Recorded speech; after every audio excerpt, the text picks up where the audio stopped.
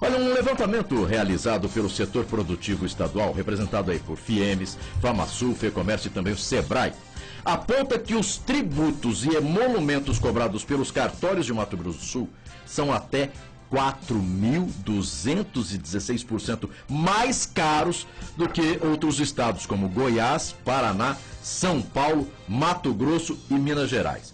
Conforme o levantamento, os cartórios de Mato Grosso do Sul cobram até R$ 3.904,20 pelo serviço de registro de hipoteca e penhor rural, enquanto em Minas Gerais, olha a diferença, R$ 90,45.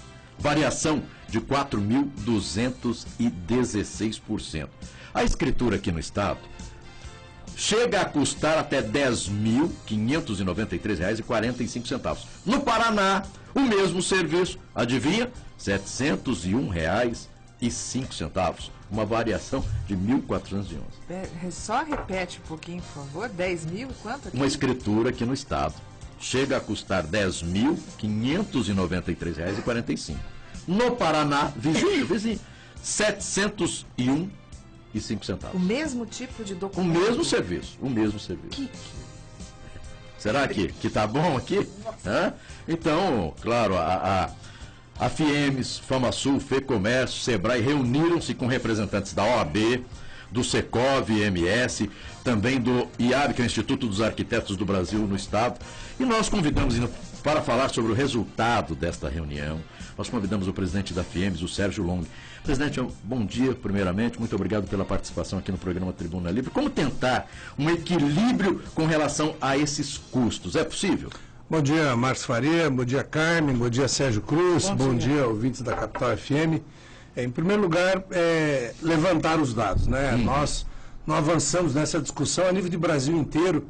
Muitas vezes já se diz, mas lá em Roraima é mais caro tal emolumento. Não estamos nesse caminho. Levantamos alguns custos de emolumentos e chegamos à discussão. O que é que nós precisamos fazer? Um equilíbrio.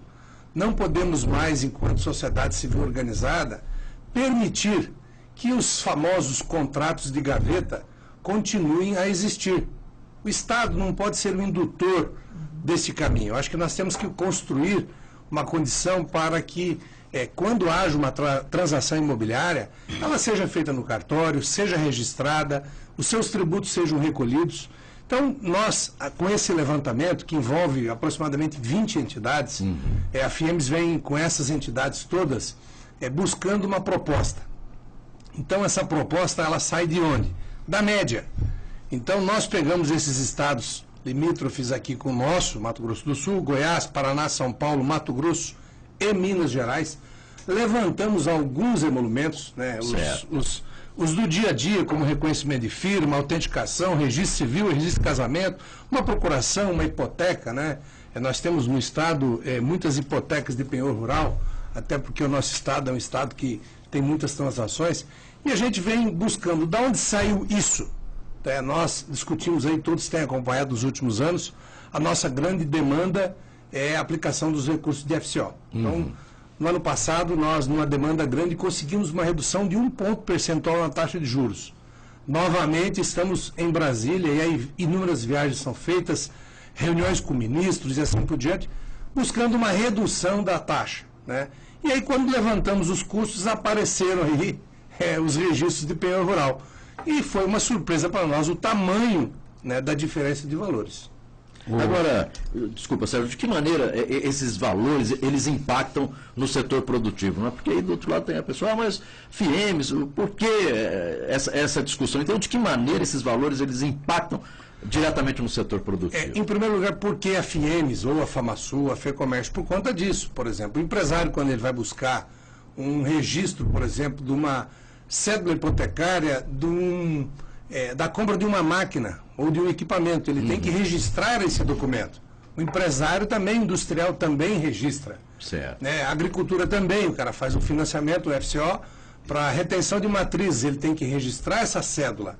Então, esses registros apareceram, por exemplo, para nós, como um encargo muito significativo nos custos finais de utilizarmos, por exemplo, mais de 2 bilhões e 200 milhões de reais que temos esse ano de FCO. Mas, presidente, E essa cobrança, esses preços, né, de emolumentos, são autorizados? Alguém autoriza ou o pessoal disse, bom, vamos cobrar isso? Tem um cartel? Como é que é isso? Não. Tem uma lei que regulamenta isso, aprovada pela Assembleia Legislativa. Aqui do Estado? Aqui do Estado. Então, o procedimento, o Tribunal de Justiça encaminha para a Assembleia o pleito, os deputados aprovam essa lei e o governador sanciona. Cada estado define o teto. Cada estado define o seu teto. Então, lá no passado, inclusive, foram criados aí os famosos penduricalhos, né, em cima desses emolumentos, que nós aqui não estamos discutindo. Entendemos que os penduricalhos que foram colocados aqui não vêm ao caso. Para nós, enquanto os pagantes desses emolumentos, o que importa é o custo final. Então, criamos uma proposta da média.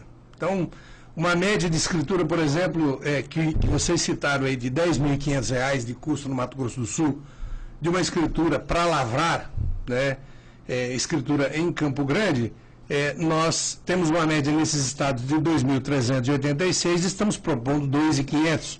Ou seja, ninguém está propondo que saia da média de 2.300 para 1.500 para o Mato Grosso do Sul ficar fora. Todas as nossas propostas levam em consideração esses estados, os mesmos serviços e sempre concluídos acima. Por exemplo, essa cédula de PU rural, que é muito citada dos 4.000%, que custa R$ 3.900 no Mato Grosso do Sul, a média desses estados é 611, estamos propondo 700. Então entendemos que muitas coisas em termos de cartórios a gente precisa rever. Vamos falar de autenticação. Tanto se autentica aqui, em qualquer lugar que você vai, né, se autentica. Em qualquer lugar que você vai requerer algo, mesmo que seja seu próprio benefício, tem que ser autenticado. Reconhecer firma. Ou seja, onde está a autodeclaração?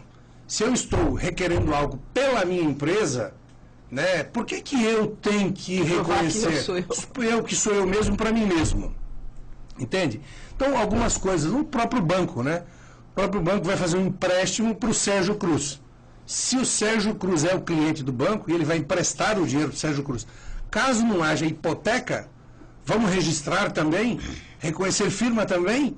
Quer dizer, como é que ele emite um cheque e o banco paga e reconhece a assinatura dele, e para um contrato ele precisa reconhecer firma? Então, em termos de cartório, tem inúmeras ações que a gente poderia discutir. Mas eu entendo que hoje as custas cartoriais precisam de revisão no nosso Estado. Simplesmente, média desses estados é a nossa proposta em discussão. Mas, presidente, vamos refinar. Não tem, é claro, não tem muito interesse para a nossa discussão, isso que eu vou perguntar aqui agora. Mas para onde é que vai esse dinheiro? Quer dizer, o cartório fica o dinheiro, tem taxas que ele paga para a justiça? Como é que é essa história? Porque é muito dinheiro, né? Olha, tem, mas 35% desses emolumentos são destinados aos penduricalhos, né? Ministério Público, Estadual, Defensoria Pública, o próprio Tribunal de Justiça e a própria Prefeitura Municipal ficam com 35% desses custos. Vejam que se você iniciar aí o valor da escritura em torno de 2.800, chega a 3.900. Mas ela starta já de um valor muito expressivo. Então, não entendemos que seja o caso hoje de discutir para onde vai o dinheiro.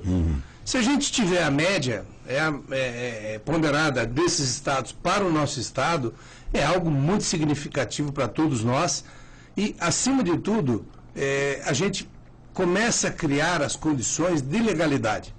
Não é admissível, por exemplo, o Estado induzir a sociedade a buscar alternativas, fazer uma procuração irrevogável e irretratável, buscar a lavratura de uma escritura em outro Estado por conta de custo. Né? É possível fazer isso? É possível, é legal. Não levar a registro, né? A pessoa faz a escritura em outro estado. Até compensa, né? Até compensa. Até compensa pagar 10 e pagar 2 no Paraná. Não, 700. 700. Então, 700, compensa isso aí daqui no Paraná. Você aproveita e faz um passeio no Paraná. Com certeza. E ainda volta com dinheiro no bolso. Se colocar os 10 mil no bolso, vai lá, você ainda passeia, faz o documento e ainda volta. E pior, tem cartórios vindo buscar os clientes aqui, lavrando a escritura aqui, registra e te entrega, manda pelo correio. Ou seja, é um princípio de legalidade que nós estamos permitindo.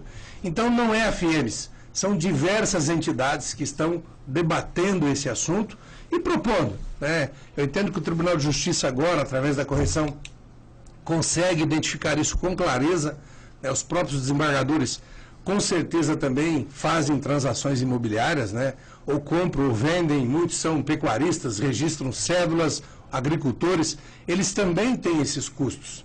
Então, entendo que nós precisamos construir uma sociedade justa, né? O Brasil passa por muitos debates, mas esse é um debate nosso, caseiro, aqui do Mato Grosso do Sul.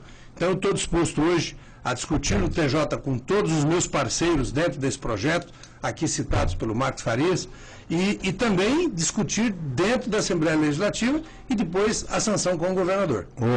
Presidente, tem uma série, uma reunião com uma série de entidades, né, que foram citadas pelo Marcos Faria, mas eu não vi, né, entre essas entidades os cartórios. Os cartórios não foram convidados também para participar desse. Porque pelo jeito não interessa muito aos cartórios, né? Porque me parece até que os cartórios não estão levando muita vantagem nisso aí. A vantagem está sendo mais por conta dos penduricários, ou não? Veja, para discutir uma cobrança de um emolumento, nós não podemos chamar quem está cobrando. Entendemos que as nossas entidades são patronais, né? Alguns trabalhadores já participam, Sintracom está com a gente, os trabalhadores estão com a gente também, por conta de vários penduricalhos de custos finais que temos aqui. Então, não é que nós não chamamos a Noreg para participar das ações. Nós simplesmente estamos debatendo entre a gente ainda. O início das discussões serão feitas, com certeza, na Assembleia Legislativa, né? Então, hoje estamos, nós, entidades empresariais, a OAB e os trabalhadores também, nessa discussão, e o discurso, o grande debate em torno desse projeto, caso ele avance, será feito na Assembleia Legislativa, que com certeza fará aí o convite para toda a sociedade civil participar, né? Presidente de associação de bairro e assim por diante, da comunidade como um todo, deverá participar desse projeto na Assembleia Legislativa. Já tem um cronograma de encontros, de reuniões? Olha, nós temos a audiência com o presidente do Tribunal de Justiça, agora no início do mês de março, né? Para apresentar para ele essas demandas, né, do setor empresarial e alguns sindicatos também laborais. E aí sim nós vamos ver da reação e também da proposição do presidente em acatar, em defender ou recusar a demanda nossa enquanto sociedade civil organizada. Presidente, aproveitando a sua presença aqui, o senhor que comanda aí a FIEMS, a Federação das Indústrias de Mato Grosso do Sul, o Brasil vive um momento, vem vindo, né, de momentos de bastante receio, de investimentos, toda essa crise política, crises institucionais, mudança de governo. A economia é o termômetro maior aí desse momento que a gente está vivendo. O mundo viveu uma crise muito forte econômica e o Brasil passou meio que ao largo. Agora a crise chegou aqui, né? Nós estamos vivendo no olho do furacão. A indústria de Mato Grosso do Sul, o setor o qual o senhor representa, parece que teve aí uma reação agora em janeiro, está começando a olhar com um olhar mais otimista esse movimento aí de retomada da economia. Como é que está o sentimento do empresário de Mato Grosso do Sul e a indústria do Estado? Bom, em primeiro lugar, o que você falou em termos de Brasil, como é que a gente está vendo isso? Eu vejo que o Brasil passa por um arranjo, ou seja, nós precisamos arrumar a casa. É aquela pessoa, aquele trabalhador que gastou demais no cartão de crédito, estourou o cartão, estourou o limite, não tem mais cheque especial. Esse é o Brasil. E aí, esse ajuste ele foi transferido para a sociedade e a sociedade começou a pagar essa bagunça que foi construída em termos de Brasil. A economia vem se ajustando. O que era a nossa grande preocupação? Inflação. A gente tinha uma preocupação muito grande com a inflação. Você veja que em um ano a inflação saiu de 10 para 5. Ou seja, o trabalhador volta a ter um poder de compra melhor. Isso é importante. Segundo, a questão dos juros.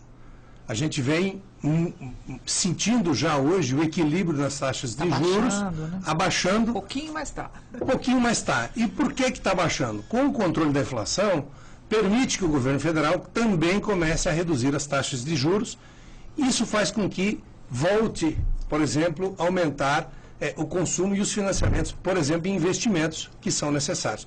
Quer na dona de casa que volta a comprar a máquina de lavar, o fogão, a geladeira, quer no setor industrial que compra de novo uma máquina, um equipamento, ou no transporte um caminhão e assim por diante. Ou seja, a economia volta a evoluir, volta a crescer. Preocupa muito o desemprego do Mato Grosso do Sul, preocupa muito o desemprego do Brasil. Esses números são muito preocupantes e a gente vê os primeiros sinais de recuperação a nível nacional.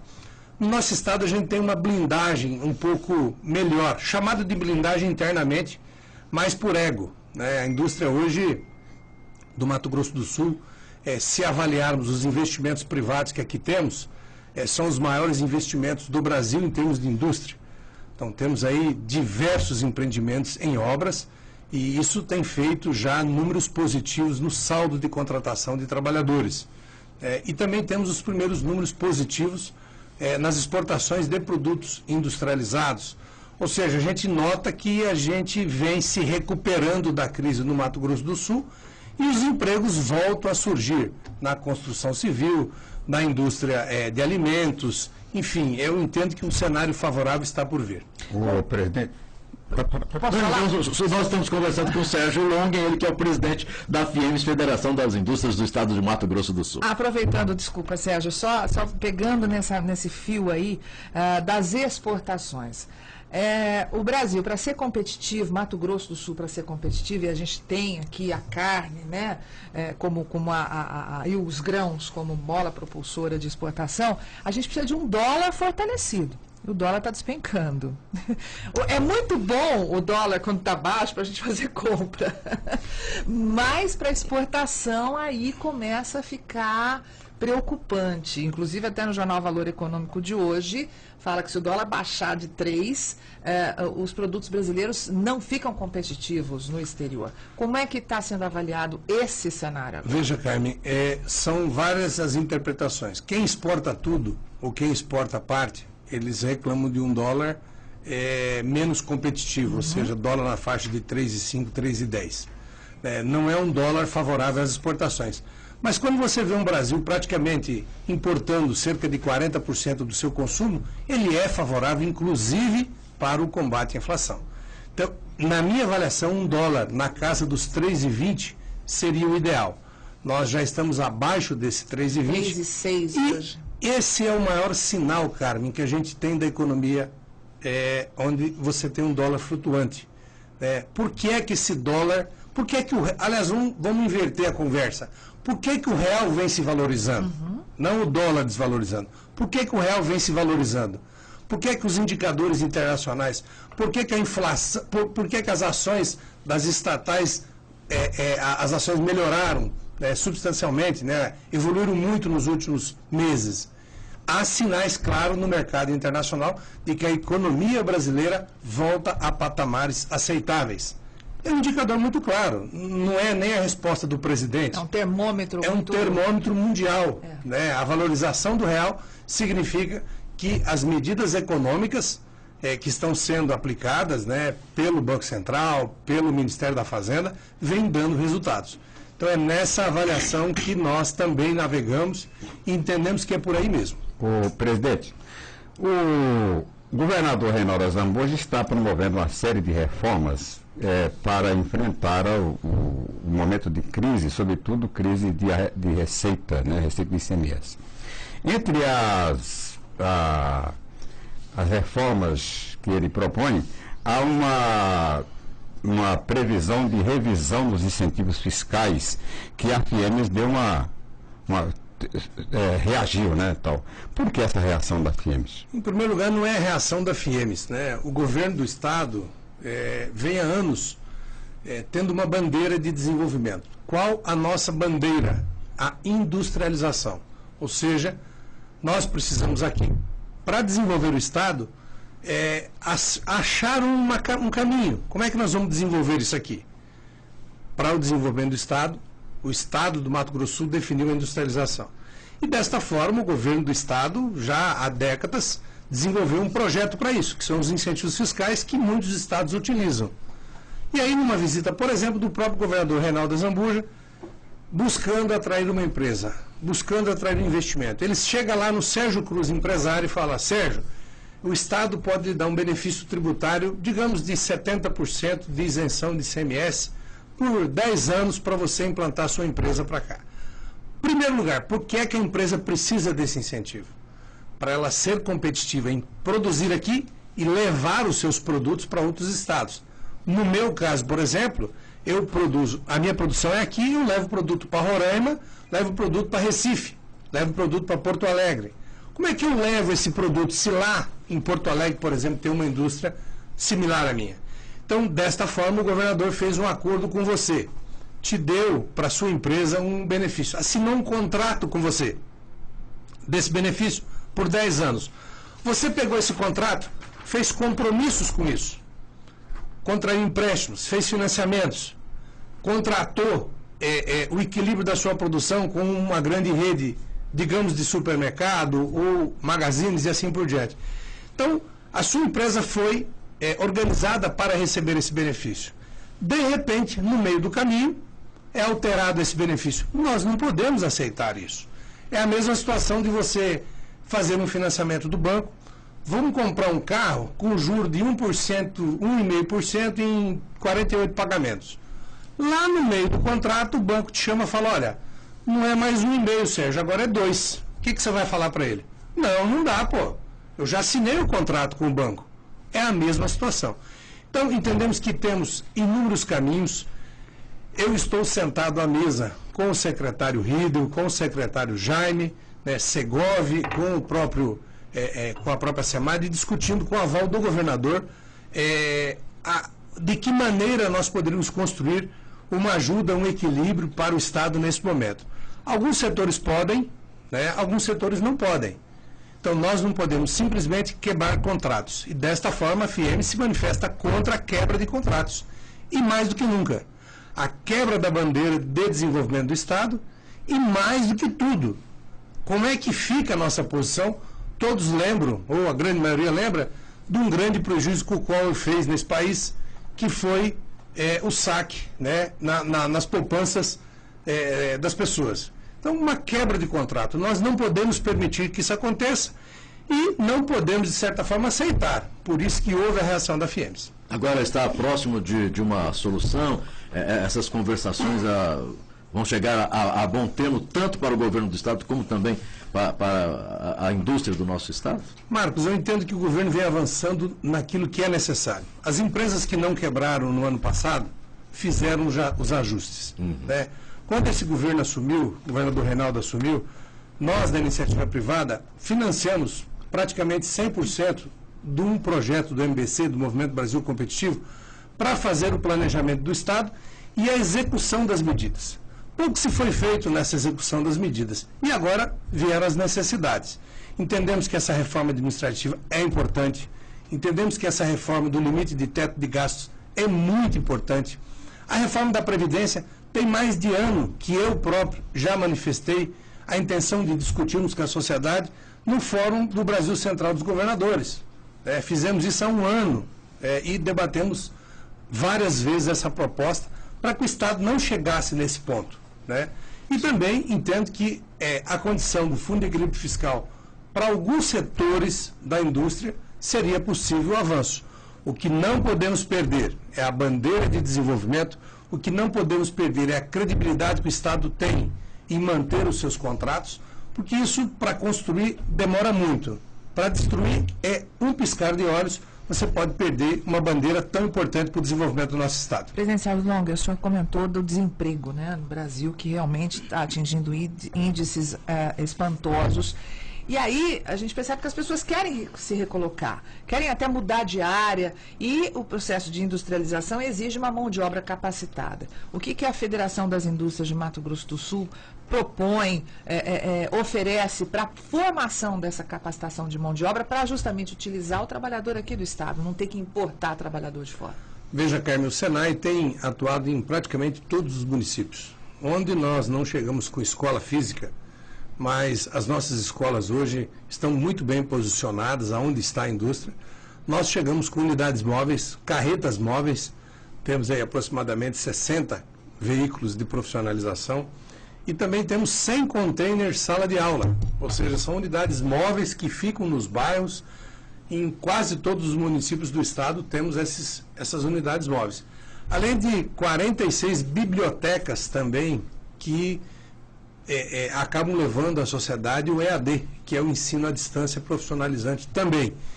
Devemos chegar até o final desse ano a 50 bibliotecas e devemos chegar aí a aproximadamente 70, 75 unidades móveis de qualificação. Então nós temos uma força muito grande de trabalho, de profissionalização e qualificação no estado, com a responsabilidade de atender a demanda das empresas, né? Temos algumas dificuldades, por exemplo, que muitas vezes os ouvintes não sabem. Em um bairro, onde temos lá um container, ou seja, uma sala de aula móvel, nós temos os agentes de qualificação. Eles batem nas casas... Eles vão atrás. Vão atrás. Batem nas casas, perguntando, olha, fulano, você tem interesse em fazer um curso do Senai? Que curso você tem? Temos aqui uma relação de 200 cursos. Mas aonde é que fica? A 2 quadras da sua casa. Ah, muito bom. Que hora que tem? A que hora que você pode? Ah, eu posso das 4 da tarde às 7 da noite. Perfeitamente. Você tem interesse em quê? Ah, eu quero fazer inclusão digital. Perfeitamente. José, Joaquim e tal. Anotamos o nome dele. Nós vamos fazer contato com você. Tem celular? Tem. Anota o telefone da pessoa. Fizemos uma turma. Iniciamos lá de 4 a 7 e conseguimos encontrar 30 interessados. Iniciamos lá um curso de 90 dias. Iniciam 32. Terminam 5. O que acontece no meio do caminho?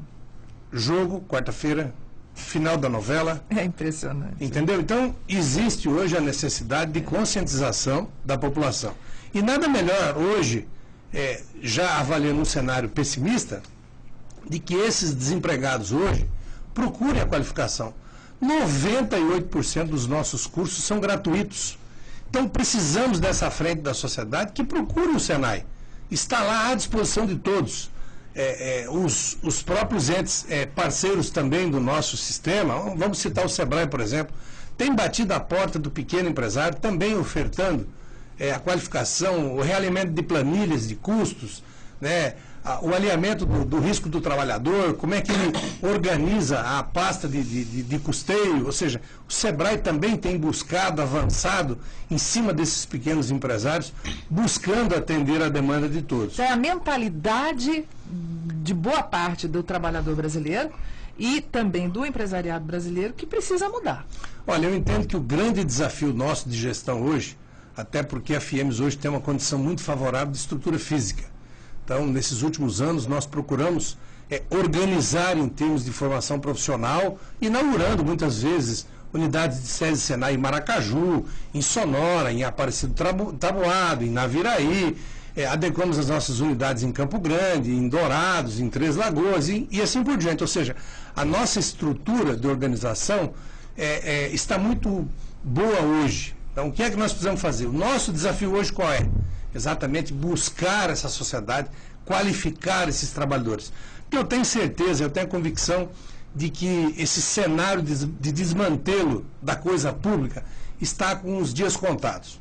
Eu quero crer aí que Deus continue a nos ajudar aí, e eu entendo com muita clareza que esse novo Brasil começa a dar os primeiros passos na organização.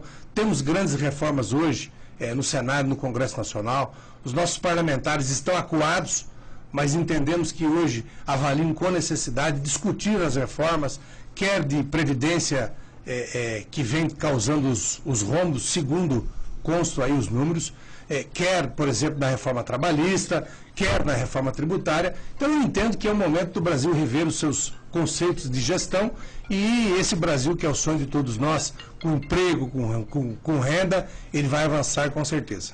Bem, nós conversamos aqui com o presidente da FIEMES, Sérgio Longen. Quero agradecer a participação, esse bate-papo. E para encerrarmos, o senhor falou em planejamento para 2017 com relação à instalação de indústrias aqui no Mato Grosso do Sul. O nosso setor industrial, ele ainda é muito acanhado? Hoje nós podemos dizer que a gente briga aí, em condições de igualdade com outros estados com relação à área industrial? Bom, Marcos, eu queria deixar assim um otimismo muito grande enquanto ao nosso processo de industrialização.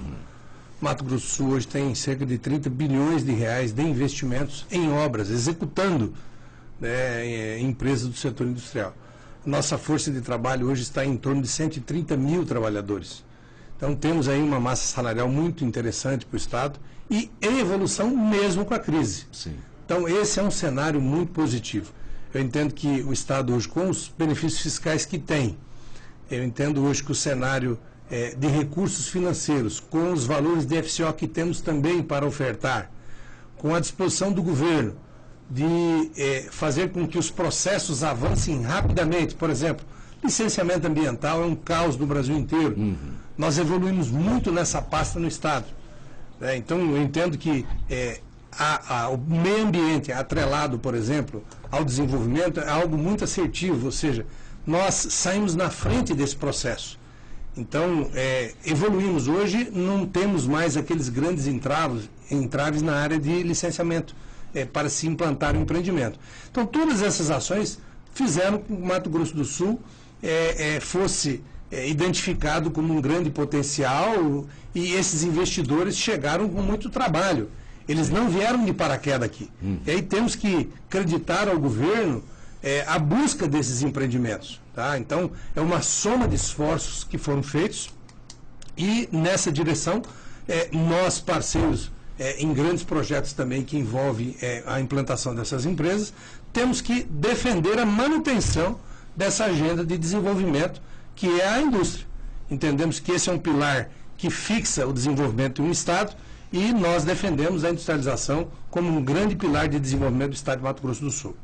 Nosso muito obrigado, parabéns aí pelo trabalho desenvolvido frente à FIEMS. Conversamos com o presidente da FIEMS, Federação das Indústrias do Estado de Mato Grosso do Sul, Sérgio Longo. Bom dia.